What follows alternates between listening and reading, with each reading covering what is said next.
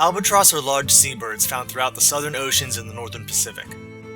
Albatross are very large for flying birds. The great albatrosses have the largest wingspan of any living bird known today, sometimes exceeding 11 feet.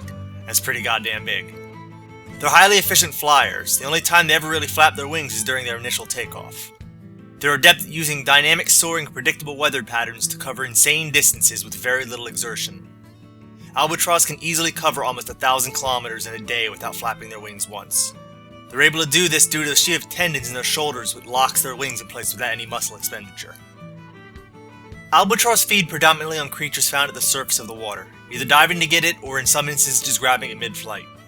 Examination of squid beaks they've regurgitated shows, however, that the squid are far too big or swim too deep for them to get normally, suggesting they have either scavenged them, either from fisheries, the vomit of whales, or the die-off from regular squid spawnings.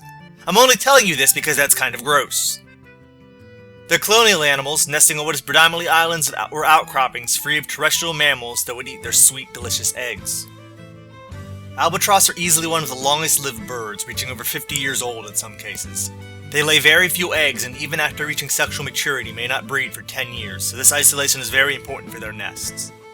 Younger albatrosses do, however, return to the breeding colonies to, of all things, practice. Albatross have elaborate rituals for mating, various calls, dances, and synchronized motions that young albatross practice and learn through trial and error. Over time, as they return to the colonies, they will dance with several individuals, slowly decreasing in number until only a single partner is left. The two birds form a lifelong pair bond. They lay a single subelliptical egg in a bowl-shaped nest. If the egg does not hatch, be it due to predators or it being accidentally broken, the pair will not try to breed again for the remainder of the year.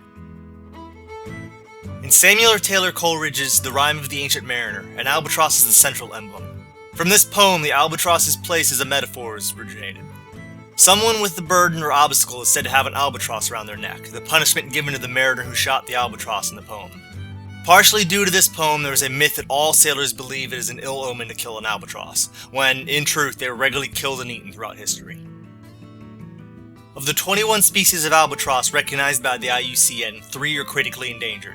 16 are threatened and the remaining 2 are near threatened. The leading causes are plastic debris being swallowed, feral introduced species, and commercial longline fishing. Albatross and other seabirds are attracted to the set bait, become hooked on the lines, and drowned. It's estimated 100,000 albatross a year die this way. If you've never actually seen an albatross, they look like gulls, and you think they are if you just look at them through pictures, but they're big birds. They really are huge.